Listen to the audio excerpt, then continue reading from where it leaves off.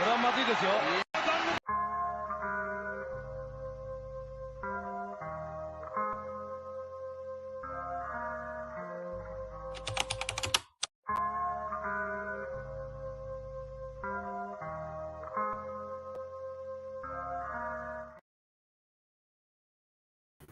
Hey, this is a toxic rain scandal. This is the Turnbuckle King here. Let me get it going before we start. We are here today. We're going to talk about a good one, guys. We're here to talk about the whole thing that went down back years ago. And what I'm talking about is we're talking about Hulk Hogan almost lose his life in Japan, in NJPW, and I mean by that is New Japan Pro Wrestling. And this is a good one. This is something that's hardly ever been talked about because this went down back in the 80s. This is when Hogan had a legit fight, and I mean legit fight, not even a storyline. This is Hogan versus Antonio Inoki, and this was supposed to be for the IWGP Championship. What's crazy about it is it ended up becoming a real fight between these two. And like I said, it almost cost Hulk Hogan his life, and he feared for his life. This was a crazy story that happened back in the day. Hogan, we all know him for being in WWE. We know him for being in WCW in his later years in TNA, and of course, becoming a Hall of Famer. But we never talk about his first run, really, in wrestling, where he first started, where he was actually a good wrestler, was with New Japan Pro Wrestling. And when we talk about that, is Hogan when he did wrestle Inoki. Like I said, it was for the IWGP Championship. Not only that, Hogan won the championship. It was the first ever IWGP champion. And this was, like I said, this is a championship and a run that no one talks about because Hogan, he legit, I mean, he knocked out Antonio Inoki and he was unconscious. They said they had to revive him. They had to bring him back to life because he was out. Like, he was out for good. You know, he was unalive. So it was crazy. What's crazy is Hogan. He talks about it. He talked about a little bit with his former friend, which is Bubba the Love Sponge. See who came into the locker room first, because this is definitely Dirty Laundry. Figure 4 TV, salute to you. Now back to what I was saying regarding Hulk Hogan and Antonio Inoki, as they like to call it, a shoot fight. And what they do is, when they call this a shoot fight, thing about Hogan is him and Inoki is that he went to Japan. He went to wrestle for the championship. He was even known as Ichiban, ICHIBAM, which means number one. And he trained in Japan for years. And lo and behold, in '83, he went to travel to face Antonio Inoki for the IWGP Championship. But this is the match where we saw Hogan knock him out. And then it's like when Hogan's supposed to be a great win for his career, supposed to be the best moments of his life, winning that, as we know now, very prestigious IWGP Championship, despite the bad name of New Japan. Despite winning his championship, it became one of the biggest nightmare for him because Inoki was knocked out and it wasn't taken well by the Japanese, and they start sending Hogan threats to take him out. A lot of threats. And Hogan, he talked about, it's an interview, like I said, it got so bad that he was taking a taxi and giving a different hotel, and he was being chased by Japanese fans, giving him threats. And he said he had to change hotels. It was back in 1983. And he said, and I quote, "I kept changing hotels. About 5 days later, the office comes and get me some," in his words, a shitty hotel at the other side of Shinjuku, and they take to the hospital room. That's all camera crews. Hogan's claims that after he was taken to the hospital, a press conference was called. He would soon give his passport back, and he went home. It got that ugly, guys, that Hogan, who was supposed to face this man in a regular one-on-one match, it turned into a literally a bloodbath, and it was a massacre. They couldn't go to the airport. It got so sad. Also, too, it said here that you know Hogan was a known person not just in the States but also in Japan because he wrestled under that nickname Achibian or Achibian, if I said it right. And it said that he wrestled in New Japan Pro Wrestling in the 80s and became one of the most popular wrestlers. And they said he switched his signature leg drop move and became more of a technical wrestler. And they said that he became a top star there, an important pop culture icon. And when he did defeat, Tony Inoki for the championship, it was a major upset back then. But it was just a bad, bad night. Let's see what you guys have to say in the locker room. Yeah, he couldn't go to the airport hardly. No, it was got that bad. Imagine this was before social media as well. So imagine this was social media. It'd been a million times worse. You have to sneak him out of there. Yes, absolutely. It got that bad. It got that disgusting, and I mean disgusting that it got to that point. And it was just terrible, guys. One thing after another with Hulk Hogan. And you're right, Figure 4 TV. It was that horrible. There was nothing nobody could do about it except do that because had they gone the regular route, Hogan, he wouldn't be alive today. We would have been out because Inoki, Hogan spoke on his issues with Inoki, and I heard that Inoki is very stubborn. He's very hard to work with American wrestlers. Now here I covered before where I talked about the Brock Lesnar issue. In this issue also with Andre the Giant, you name it. This man just had a history of issues, and it sucks. But that's just how he got down. I know Antonio Inoki recently passed away late last year, and AEW honored the newest pay-per-view called AEW Wrestle Dream. That was in honor of him. But other than that, guys, this was a crazy story. This is one of the wildest stories I've heard.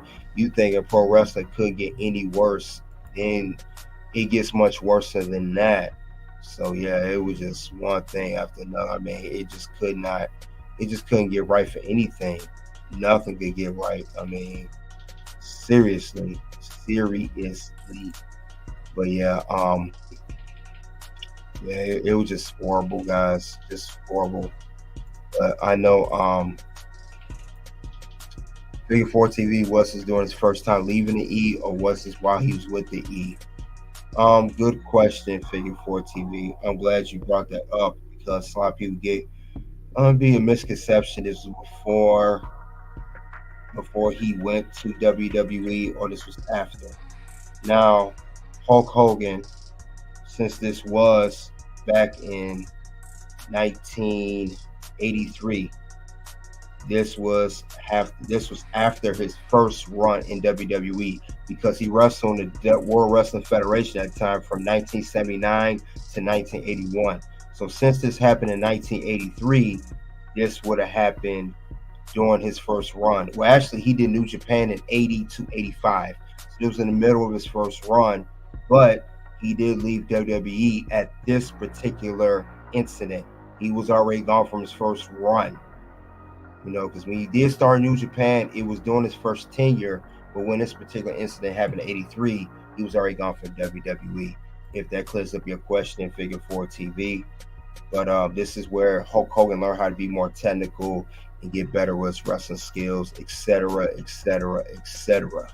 So this was definitely wild. But right now, I will pull up what they said about him. This is credited to Coverholic, WrestleMania, one of the channels, credit one of those channels, and they talked about this actually. So let's see what they have to say about this. And Hulk Hogan did an interview himself with Bubba Love Sponge, which I'll cover as well.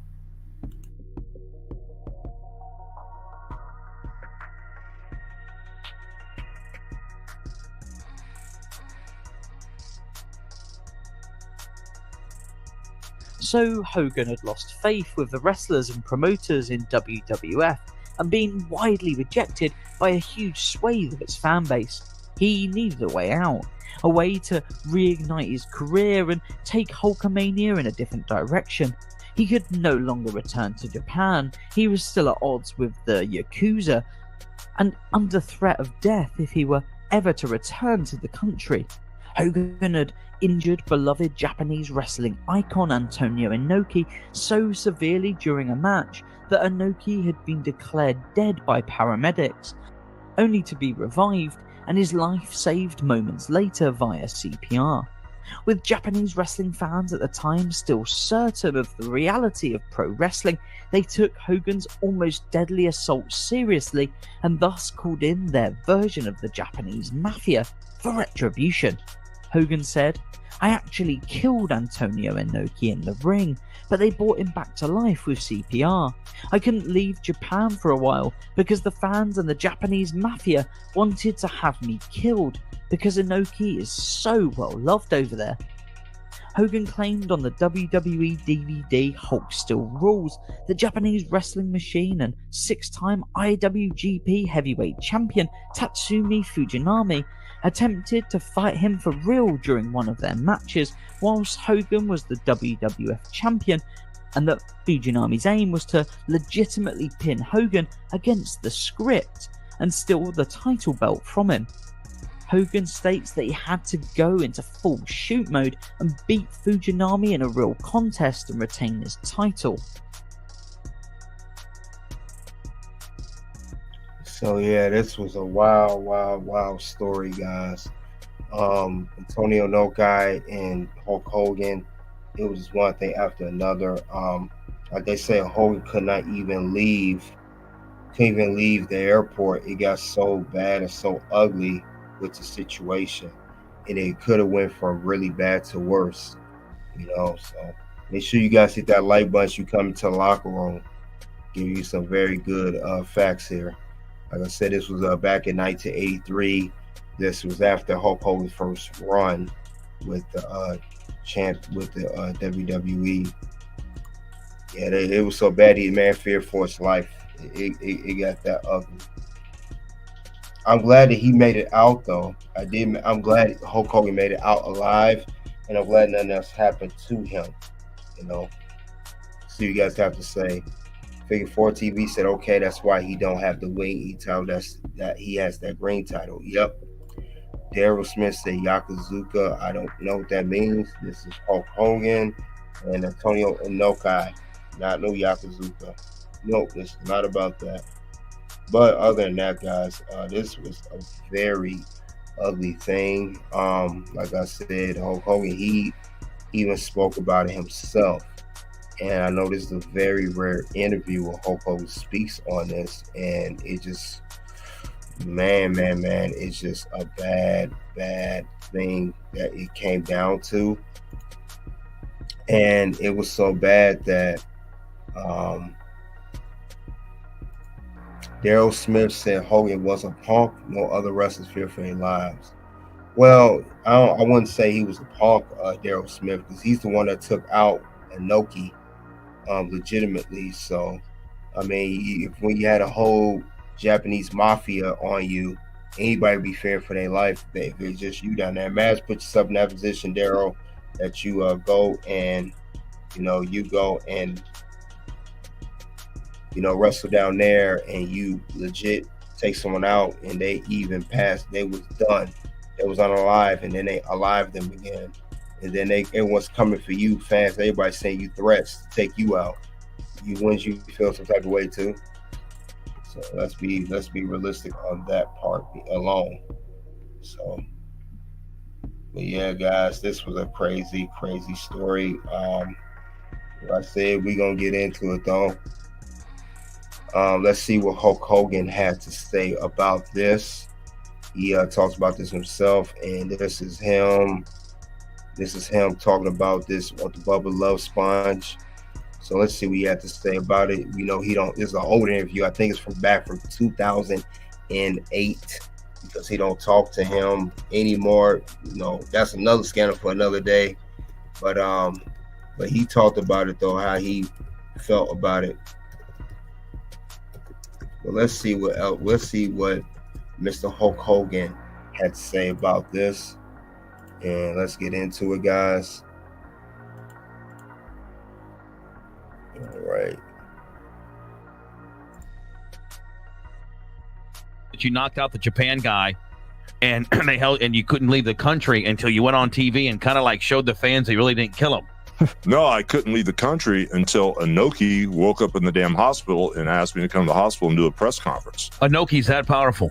Well, yeah, he was the man. He was like the Muhammad Ali, the Hulk Hogan of Japan. He'd never been beaten. He actually came here and did that so-called shoot fight with Ali where he crawled on his back. I don't know if you saw that ridiculous abortion. No. When we went over there, we were working, and he got so full of himself. He started believing his own hype. Inoki, yeah, and he's a great guy and all that stuff, but he started with Ricky Dozan, the big gangster there, and they did the old dojo stuff where they would shoot and shoot and shoot. Everybody had the broken up ears, and it was Pride that was part of the same company. Right. Was Shinnecock Pro Wrestling. But he kept thinking he was a shooter, and he really wasn't. He was a worker, not a shooter. He was a worker, and he thought he was going to shoot. I guess he wanted to pick on me. So he called me to the hotel the night before. He goes, tomorrow we shoot. I go, huh? Shoot what? How big was he? He was 240, 6'2", 6'3". Right. But so out of nowhere, Carl Gotch guy. He broke in with Carl Gotch, so he know how to hook. Right. Submission holds. I'm going, okay, whatever. I got in the ring. He would act like he's going to shoot, but then he grabbed a headlock, and then he squeezed real hard. I'm like, what's this idiot doing? I mean, it's like we're working, but he's trying to shoot. And he's trying to hurt me. I'm going, okay, so I squeeze his ribs and pop a rib out and time to lighten up. I'm going to spike him on his neck. And he kept going back and forth. Finally did like the test of strength thing, but it's a work. Yeah, right. But he's trying to shoot with it, so when I went to grab his hand, he kicked me right in the balls. What the fuck is that? And meanwhile, you guys still can't understand each other. Okay, we're trying to make it believable. So finally, you got it in front of like what? A whole 22,000 people. So finally, I did it again. He kicked me in the balls. You son of a bitch. So finally, he went back and grabbed a hold again like a work. Now that is dirty. Trying to kick the man in his testicles. That's dirty. You kicked him in the balls. Inoki, that was low. You low down for that, man. You low down. Let's continue on. And I was pissed and fuck the shit. So I threw him in the ropes. And as soon as he hit the ropes, by the time he turned his head, I put my elbow right in his temple as hard as I could, wide open. Party over. He did not get back up, bro. Out of nowhere, this crazy doctor comes in there, opens this black bag, pulls this needle out like Pulp Fiction. Right. Plunges it in his heart. No way. I swear to God, it's on the tape. Inoki versus Hogan. Right. On YouTube. IWGP Championship. And they shoot the adrenaline right in his heart. So you're going to fucking kill him. He's just knocked out. He's not dead. They're hitting him in the heart with adrenaline. So I get out of the ring. They get me back in the taxi. They get two Japanese guys with me, and they're cussing me out all the way back. I'm going, oh boy, here we go. So I have to change hotels. I start getting death threats. So I keep changing hotels. About 5 days later, the office comes and gets me at some little shitty hotel on the other side of Shinjuku, and they take me to the hospital room. There's all these camera crews there. And I got Inoki's belt, dude. He wanted this IWGP title. He had it made for himself. It was real gold, had all those jewels. But you got it. And I got it. And so now he makes nice to me, has a press conference, Hulk Hogan accident, good competition, shoot fight. I'm going, shoot fight? What the fuck's he talking about? Right. He's trying to make everything as a shoot. I just got pissed off and knocked him out. Right. He was halfway working, halfway shooting, picking the spots. I said, this sucks. Now, why would he go ahead and make that lie? You was going legit on Hogan, and Hogan would just give you that work. Let's see what else he said. Go right back, see what he had to say. Right. He's trying to make everything as a shoot. I just got pissed off and knocked him out. Right. He was halfway working, halfway shooting, picking the spots. I said, this sucks, dog. Now, and you couldn't leave the country until he did that. About 5 days, and then he called a press conference. I got my passport back. I left. I had to come right back 4 months later and do a job for him to give him the belt back. Wow, and wow. I feel like Booker T right now. Tell me you did not just say that. Yes, he did say that. Hulk Hogan had a shoot fight. How many of you guys knew about this? This is crazy. Shout out to Figure 4 TV. He gave me this information. Gotta give him his due. This is about Hulk Hogan talking about the fight, everything I mentioned earlier. Let's see who came into the locker room while we talk about this. Oh, man. Figure 4 TV said Brock Lesnar complained about them too. Is he a punk? Exactly. We gonna get into Brock Lesnar too. Let's brought that up. Figure 4 TV. DDE, salute to you. Thanks for coming out. I know I'm here early morning, trying to do something a little different. Sometimes I may do some lives early in the morning. I'm still gonna do the locker room at nights. Daryl Smith said Brock is a punk. Daryl Smith thinks everybody's a punk. Hey, we think everybody's a punk. Come on. Let's see. Ben is my name said, welcome to the locker room. Said, how long did it take for Hogan not to become skinny anymore? Well, 60, 70 years because he's skinny now. Daryl Smith said, Hogan is bad business. He also said all Hogan interviews contain lies. I don't think this is a lie, Daryl Smith. I know he has a reputation for telling falsified stories and not being 100 with it, but I believe this is true. Yes, I really do believe this is true. Yes! Yes! Yes! Yes! Yes! Yes! Yeah, this is true. I don't think he's lying about this one. And Brock Lesnar had it mentioned this as well, and I covered it here. You have Hogan's WWE, Vince's bad business. Yeah, that's crazy. Randy Orton was just talking about him. Randy Orton did the interview with Sports Keita. If you guys know about it, I may talk about it myself, how he said Vince made him work shows as his back was going out. Hogan was WWF. Yep. That's right, Hogan was WWF, but at the same time, at this particular time, he wasn't WWF. So you wanted territories. This is outdated, not bad business. Yeah, it's definitely outdated. Figure 4 TV say globally, when you see Hogan automatically, when you think pro wrestler aside from Michael Jordan, no character has that influence over the sport. And that, he is right. That's very true. He just said, that's an undisputed comment. And that is undisputed. That's very true. He is equivalent to Michael Jordan in basketball. He's equivalent to Wayne Gretzky in hockey. He's equivalent to, all of them. Yeah, Vince is just out. And it's just sad. There's a reflection of their own self-esteem, but we all here for the conversation. No doubt about it, Figure 4 TV. But yeah, Hulk Hogan, it's sad what it's come down to, that this came to literally a bloodbath, and it almost got to the point where Inoki was almost done just because he was shooting, as they call it, and he didn't want to do the job for Mr. Hulk Hogan. And then Hulk Hogan himself said he went to lose the belt to him 4 months later. But he was the inaugural. Remember, not only Hulk Hogan was the IWGP champion, he was the first ever to hold this belt. He was inaugural champion. And he said that was real gold, so he had to go do the job for him 4 months later. But they want Hogan out of there. So yeah, a lot of guys had issues with Japan. They had a lot of issues with this company. A lot of issues, guys. It's sad, but lots and lots of issues. It's not just Hogan. It's not just anybody. But I know Brock Lesnar, he also had issues as well. And this was about New Japan Pro Wrestling. Because they don't do business fairly well either with him. So, and he talked about this in his book. And he also was the IWGP champion. Nobody does the work anymore at IWC. They just go to wherever that particular gatekeeper is saying. And you was on it today, this morning. On today.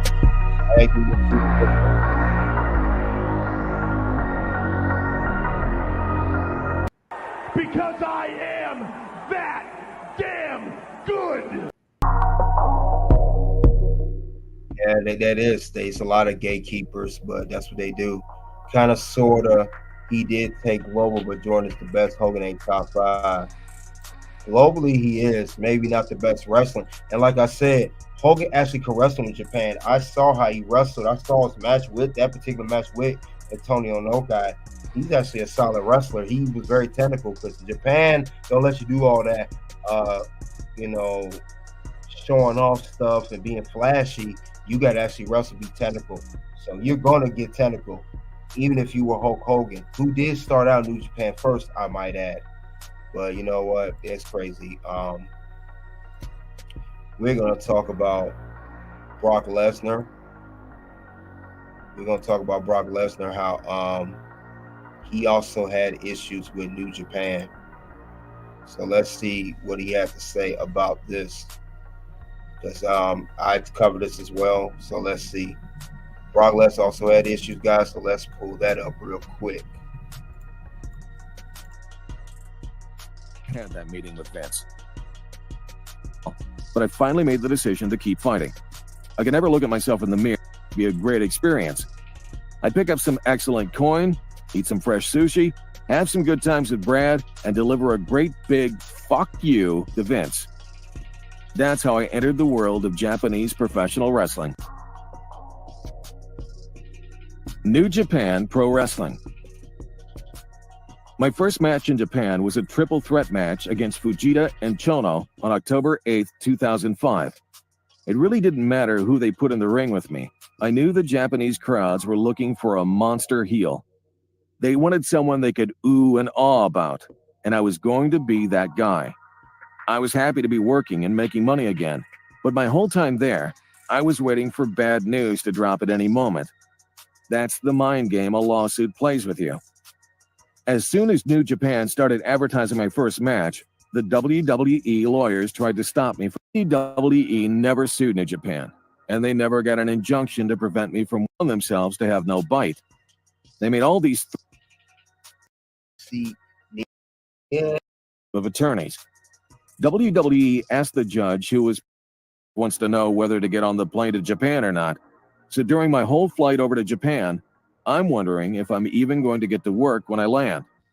I kept thinking how pissed off I was going to be if I had to turn right back around once I landed in Japan because the judge ruled against me and in favor of WWE. WWE's motion, like this kind of negativity, wears you down. But back then, I wasn't ready to accept that truth. My finishing maneuver in New Japan was the very in a triple threat match, and we both remembered that I was half shooting on the poor guy. Unfortunately, that's all I remember about the match. Brad remembers so much more about it. But when you're poisoning your system with pills and alcohol, your memory is one of the first things that gets affected. I can come up with a lot of reasons why I got back on that drugs and booze train again, but they're all excuses. My back was killing me at the time, and I was in constant pain. I went into the hospital for an MRI and found out I had ruptured 2 vertebrae, which meant I was flying across the world to wrestle with a broken back. The doctors were telling me my situation was serious enough that they were strongly recommending surgery. No thanks, not for me. I knew too many athletes who had back surgeries and never recovered. Let anyone know how I was really feeling. So the only way to mask it all was to swallow more Vicodin, whether it's choking on your own vomit while you're sleeping. My timing couldn't have been better. The Inokis were having a lot of internal problems with their company, and I knew that New Japan was on a downswing. My time in their organization was quickly coming to an end, but I wanted to go out with a bang. That's where Akebono comes into the picture. Akebono was a big-time national superstar in Japan. Even though he was originally from Hawaii and not Japan, he was respected as a legitimate sports icon, a folk hero, because he was a dominant Japanese sumo champion. I was happy when the Inokis told me they wanted me to do a match with him because I knew we could build it up as the great big American heel champion against the even bigger Japanese sumo legend. I saw big dollar signs in that matchup. Akebono is another giant of a man who has a great big heart. I believe we could have drawn big money against each other if the Inokis had played their cards right. I called Akebono Big Chad, and he was one of the few guys in the wrestling business I considered to be a friend.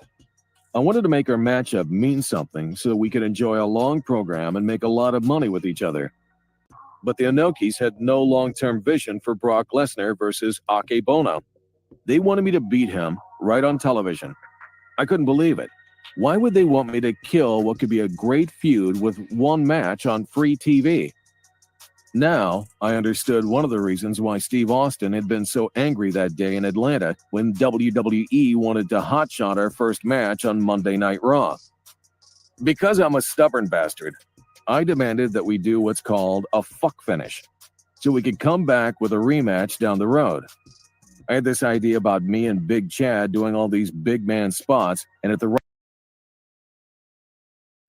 As you can see, he had issues there with Japanese too. I want to continue on with Brock Lesnar. Right time, I'd smack him in the head with the IWGP title belt. The Inokis kept wanting me to just beat Big Chad, but I wore them down until they agreed to do the finish my way.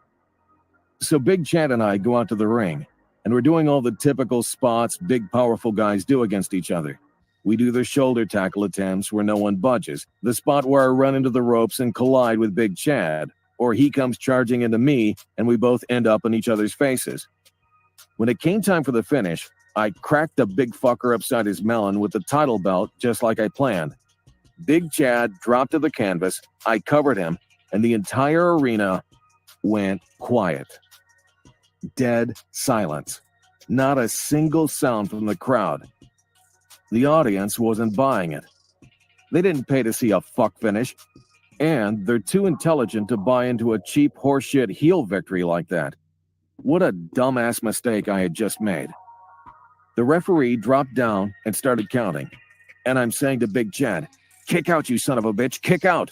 1, 2, and the instant before the referee hits the canvas for the 3 count, Big Chad gets his arm up in the air, and the people went nuts. Big Chad cared enough to give them the best match we could manage, and I think, all things considered, it was one hell of a match. The fact that Big Chad and I could put together a solid... What did...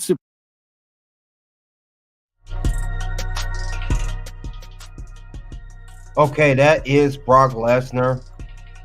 The match he had. That he had many issues with New Japan. It was how they was doing business, and he said that New Japan was on a downside where he got there, but he did mention that's time that would not be good and it would be very short. So he had issues there. There's more bigger issues. Come to the locker room, check out that live where I talk about Brock Lesnar. Need more of that, but yeah, definitely, guys. This is a history of what New Japan was doing. They screwed over almost everybody that's been there. Hogan, Brock Lesnar, Andre the Giant was the issue, and Ric Flair I've heard as well. That's another story for another day. But this was, it wasn't just like I said, it wasn't just Hulk Hogan. Everyone had issues with there. Everyone had issues in New Japan. It just showed that New Japan does not do business the right way, and everybody has an issue with them. While many wrestlers that we know do not go over New Japan. You look at the clique of the Shawn Michaels, you look at the Kevin Nash and Scott Hall, Triple H, many others. A lot of people didn't go over there. John Cena, Randy Orton, they didn't go over there. Not even for the one-off match because they had such a bad reputation. They had such a bad name of screwing over wrestlers and almost taking people off the board. So that's what you got to think about when it comes to New Japan Pro Wrestling. Now, we understand that the Finn Balor's, Kenny Omega, Cody, Shinsuke Nakamura, AJ Styles, I know all those guys been over there. Thing about it is they had a bad reputation. Even Brian Danielson talked about it as well. It's just a bad name with these people. They do not do business the right way. They always doing what's best for them, and it's like they treat American wrestling like crap. And with that being said, I put New Japan Pro Wrestling on the list. You just made the list! Yeah, these guys did not want to play fair by any means. They never want to play fair. And it's always, you hear with New Japan that they always want to take somebody out. They want to, that's called strong arm somebody. They get Japanese guys on them. They get the boys to beat you up or take you out. We heard, like I said, Hulk Hogan, they wanted to take him out. Brock Lesnar, I heard when he didn't give out the IWGP Championship that they was going to strong arm him. I mean, it's just one thing after another. So like what Daryl was saying earlier, Hogan and Punk, no, he's not. They do all these American wrestlers like that. I would like to see Daryl Smith, you go down there and see how they treat you, and you tell me, are you just a punk? Or are you just trying to do what's right? And you see how they get down. So this is not a lie. This is mentioned not just by Hogan. It was also mentioned on another channel, which is Cultaholic, I believe, or WrestleMania. Excuse me if I got it wrong. But this is truth here. This is all truth. This is not no lie here. I know Hogan has a bad reputation for lying, and it's hard to believe him, but he's not lying on this particular subject. Not at all. See you guys have to say in the locker room regarding this. The great one. Good morning. Good morning to you, man. Welcome to the locker room. What record Hogan got that ain't a lie? Well, this is the record right here. Yeah, it is right there. This is the one he's telling the truth. And like I said, I'll mention that too. Japan did to WCW Ric Flair too. Are they punks as well? Daryl Smith? No, they're not punks about it. So, like I said before, earlier, my question is Hulk Hogan telling the honest truth on this, and I only got one answer for it. Yes! Yes! Yes! Yes! Yes! Yes! Yeah, he's telling the truth on this one, guys. There's no lie in this one. Like I said, he was a wanted man. He had to change hotels. The man was fearing for his life because he knocked out Antonio legitimately. Let's look over a little bit portions of this match back in 1983, shall we? Let's go down, take a trip down memory lane real quick. Let's do that. Let's look. This is the part where this is why they wanted Hogan out of the game, want him out for good. It was this part right here.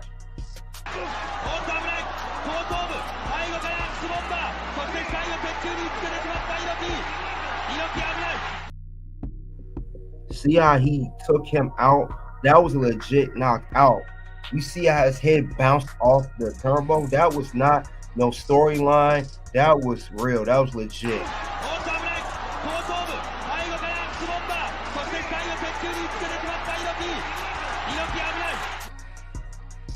So yeah, this man took him out. And then we could tell also later when Hogan took, when he was coming back up, Hogan, took him out the ring. You could tell the way he fell, he was out.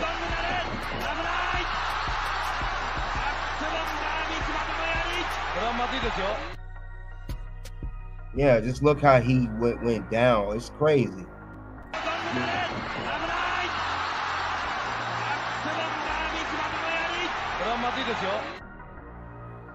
Yeah, this man was out of the game. This man was out of the game. They weren't, like I said, he was out. They weren't sure if he was gonna if they could unalive him. So he was. He was unalive. They're not sure they could revive him from that. They didn't think he was gonna make it, and thank goodness that he did. Because had Antonio Inoki passed away that night, Hogan would have been out. We wouldn't even know Hulk Hogan as we do now today. He wouldn't have made it. Not at all. We'd heard a great story how Hogan was out for good. And that's what we don't want. We don't want that at all. It would have got to the point where he would just be done. And then, like they said, it would have been everything. So this story is not cap. That's cap! Totally cap! It's not cap. I know we say that's cap with Hulk Hogan. This is not cap. This is a legit thing. This went down for real. And I'm glad. And Hulk Hogan, after this whole thing, after he, like he said, came back 4 months later to drop the belt to Inoki, he did not come back to Japan anymore. He never came back. Never was gonna come back ever again. Ever. That was it. That was the last time being in Japan. Daryl Smith said so what he thought was gonna happen if he tried to do that to Yakuza. He wasn't trying to do anything like he said, Antonio Inoki is the one who started off making this legit fight. He said it got to his head because he fought Ali. Hogan was just trying to defend himself the real way possible. Hogan did not go into that match thinking, I'm going to legit take Inoki out. It's going to be a real fight, not a match. Inoki had that intention. So you should be asking that question we thought was going to happen if Inoki tried to pull that. Because he started this whole thing. And at the end of the day, he tried to do that to Hogan, give him that try to take him out the game, but he was the one that got that work. Got to get that work, son. He got that work. Hogan didn't get the work. Inoki got that work. That's what we got to take into account, guys. He wasn't trying to attempt to take him out. He wasn't trying to do that. We got a Figure 4 TV say can't play it again. Yeah, I can play it again. I'll go back to the interview. Let's do that right now. This is the Hulk Hogan interview that he's talking about with Bubba the Love Sponge. This is what he's talking about. We will play that again. Let's go back to the top. Let's see what Hogan had to say about this one. Let's start from the top. This is the interview that I played earlier. We'll play it again for guys who just came into the locker room. This is about Hulk Hogan's take on the match in 1983 against Inoki for the IWGP Championship and how he legit took him out for real, as I played the clip a couple minutes ago.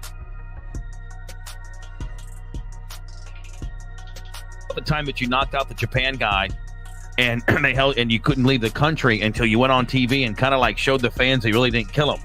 No, I couldn't leave the country until Inoki woke up in the damn hospital and asked me to come to the hospital and do a press conference. Inoki's that powerful. Well, yeah, he was the man. He was like the Muhammad Ali, the Hulk Hogan of Japan. He'd never been beaten. He actually came here and did that so-called shoot fight with Ali where he crawled on his back. I don't know if you saw that ridiculous abortion. No. When we went over there, we were working, and he got so full of himself. You know, he started believing his own hype. Inoki, yeah, and he's a great guy and all that stuff, but he started with Ricky Dozan, the big gangster there, and they did the old dojo stuff where they would shoot. Everybody had the broken up ears, and it was Pride that was part of the same company. Right. With Shin Upon Pro Wrestling. But he kept thinking he was a shooter, and he really wasn't. He was a worker, not a shooter. He was a worker, and he thought he was going to shoot. I guess he wanted to pick on me, so he called me to the hotel. I'm like, that's basically what I proved earlier. What Inoki started this whole thing. He thought it was a real fight, not Hogan. Let me get back. Let's continue on. Inoki kicked us off, and Hogan said out of his mouth, "It's not cap, it's the truth." Tomorrow we shoot. I go, huh? Shoot what? How big was he? He was 240, 6'2", 6'3". Right. But so out of nowhere, Carl Gotch guy. He broke into Carl Gotch, so he know how to hook. Right. Submission holds. I'm going, okay, whatever. I got in the ring. He would act like he's going to shoot, but then he grabbed a headlock. And then he squeezed real hard. I'm like, what's this idiot doing? I mean, it's like we're working, but he's trying to shoot. And he's trying to hurt me. I'm going, okay, so I squeeze his ribs and pop a rib out and tell him to lighten up. I'm going to spike him on his neck. And he kept going back and forth. Finally did like the test of strength thing, but it's a war. Yeah, right. But he's trying to shoot with it, so I went to grab his hand and kicked me right in the balls. What the fuck is that? And meanwhile, you guys still can't understand each other. Okay, we're trying to make it believable. So finally, he got it in front of like what? A whole 22,000 people. So finally, I did it again. He kicked me in the balls again. You son of a bitch. So finally, he went back and grabbed a hold again like I work, and I was pissed and fuck the shit. So I threw him in the ropes, and as soon as he hit the ropes, by the time he turned his head, I put my elbow right in his temple as hard as I could, wide open. Party over. He did not get back up, bro. Out of nowhere, this crazy doctor comes in there, opens this black bag, pulls this needle out like Pulp Fiction. Right. Plunges it in his heart. No way. I swear to God, it's on the tape. Inoki versus Hogan. Right. On YouTube. IWGP Championship. And they shoot the adrenaline right in his heart. So you're going to fucking kill him. He's just knocked out. He's not dead. They're hitting him in the heart with adrenaline. So I get out of the ring. They get me back in the taxi. They got two Japanese guys ridden and they're cussing me out all the way back. I'm going, oh boy, here we go. So I have to change hotels. I start getting death threats. So I keep changing hotels. About 5 days later, the office comes and gets me at some little shitty hotel on the other side of Shinjuku, and they take me to the hospital room. There's all these camera crews there. And I got Inoki's belt, dude. He wanted this IWGP title. He had it made for himself. It was real gold, had all those jewels. But you got it. I got it. And so now he makes nice to me, has a press conference, Hulk Hogan accident, good competition, shoot fight. I'm like, shoot fight? What the fuck's he talking about? Right. He's trying to make everybody think it was a shoot. I just got pissed off and knocked him out. Right. He was halfway working, halfway shooting, picking the spots. I said, this sucks, dog. Now, and you couldn't leave the country until he did that? About 5 days. And then he called a press conference. I got my passport back. I left. I had to come right back 4 months later and do a job. Okay, that is the me playing the interview again of Hulk Hogan interview with Bubba the Love Sponge. This is over Hulk Hogan match with Tony Inoki back in 1983. As we know, Hulk Hogan, like I said, not only he was the IWGP champion, he was the first ever IWGP champion, which made Hogan unique. He was the first guy to hold the championship. But yeah, I don't know what you guys think of that, but that is crazy that someone tried to do that in Japan. That is crazy, man. Jessica Roy said no. But yeah, this was a crazy situation with Hogan. I'm glad it did not come to blows like that, where Hogan had to be taken off the board, because we would not want that. That's the last thing we would have wanted as the fans. That's the last thing we would have wanted, honestly. So I'm glad it didn't come to that. But, New Japan, you got to be real safe down there. That's a different country, different rules. They're not so kind to the whole American wrestlers as we see. Also, too, Hogan, he even had a match against the Great Muta that I heard was a solid match as well. So let's not forget about that. He had another match with the Great Muta besides Tony Inoki and other wrestlers in Japan. So this is a crazy, wild situation, guys. Hogan, like I said, he was actually a solid wrestler in Japan. He wasn't doing that leg drop like he was doing here in the States. He was a completely different Hogan, the way he wrestled. That's what people need to understand. This was not the same Hogan that we were used to, because he definitely had a different style, and he was, a champion there. And he was he was well known, maybe not respected that night. They wanted to take him out, but he definitely was well known, and he had people after him. So we got to keep that in mind. Definitely keep that in mind. But that's how Hogan was, guys. And this was a story, like I said, back in 1983, after his first run in WWE. He initially got there doing his first run, but he was champion, and then he came back for a second run in WWE. I believe it was in if I'm not mistaken, my memory serves me right. I believe he came back in 19, because he was doing both.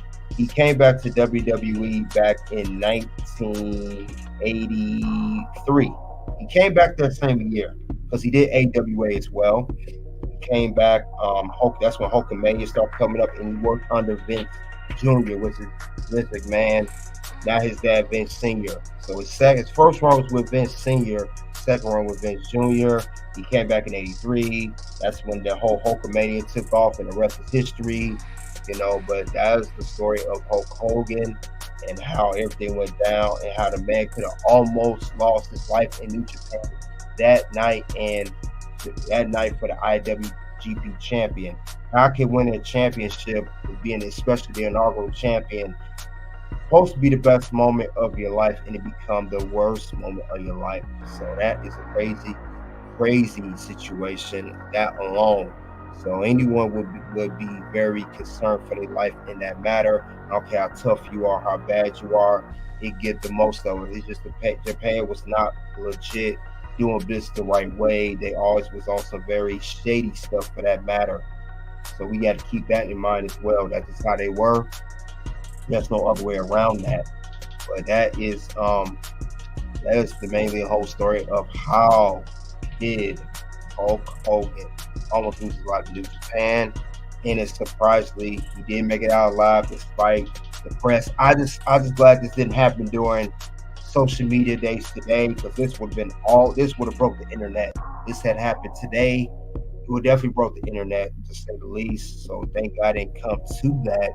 But it did get very ugly, and they could have got much uglier. So I'm glad it didn't come to that, guys.